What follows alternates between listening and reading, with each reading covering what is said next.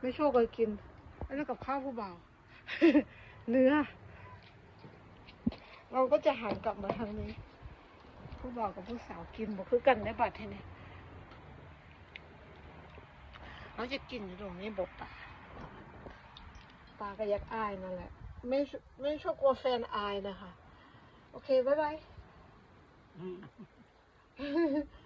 ก็คือหันกลับมาหาไม่โชคเนาะโอเคหันกลับมาหาไม่โชคดีกว่า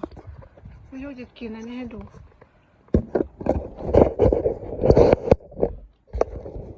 หัวคนไส้นางข้างลมคนไส้เจ้านายนางเอาเกือบออกก่อนคนไส้โอ้ยจับเกือบแล้วก็มาอันนี้ดีกว่าเต็มที่เลย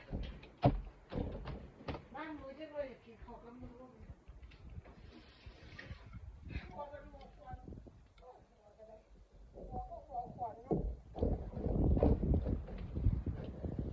กินข้าวอะไรยังกำลังเห็นยังเนาะอายขึ้นหอดหลายหัวใจโทรมาถามตัดภาพมาหาผัวตัดภาพมาหาผัวรับประทานอาหารปรุงเมีย